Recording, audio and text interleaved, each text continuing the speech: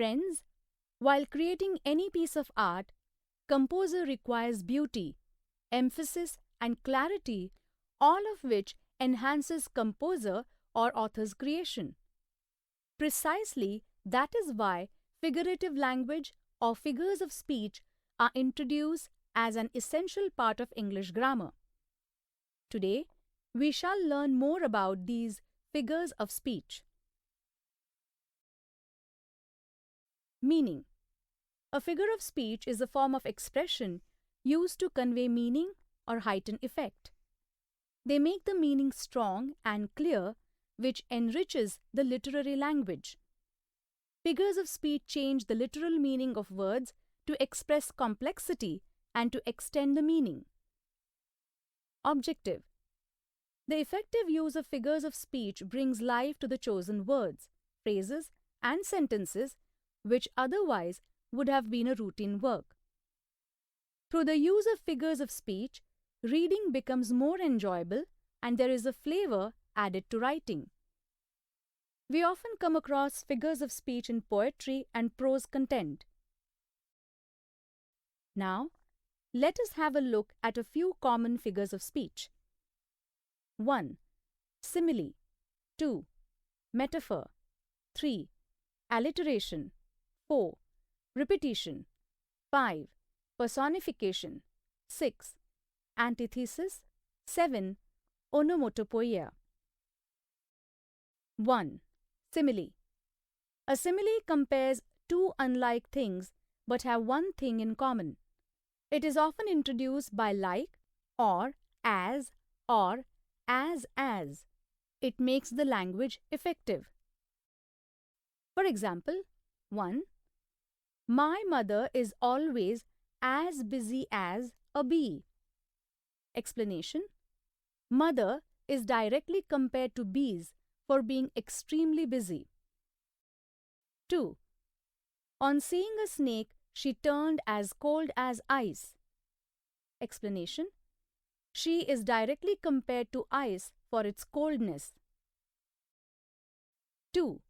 Metaphor. A metaphor is an implied simile or comparison between two ideas or persons. It does not use the words as or like or as. For example, 1. The camel is the ship of the desert. Explanation. The camel is indirectly compared to a ship which carries travelers across the sea. 2. The soldier was a lion in the fight. Explanation. The soldier is indirectly compared to a lion for fighting bravely. 3. Alliteration. An alliteration is a literary device where a series of words in a row have the same consonant sound. Example. 1. She sells seashells on the seashore. Explanation. The sounds of S and SH are repeated for poetic effect. 2. Flip, flap, flop, and away they go. Explanation. The sound FL is repeated effectively for creating a poetic effect. 4. Repetition. It is a literary device where the words are repeated in a line for musical effect. For example, 1. Row, row, row your boat. Explanation. The word row is repeated for musical effect. 2. Hand in hand they danced in a row. Explanation. The word hand is repeated for creating a poetic effect. 5. Personification. In personification, non-living things, abstract qualities or ideas are given human qualities. They are spoken of as living beings. For example, 1.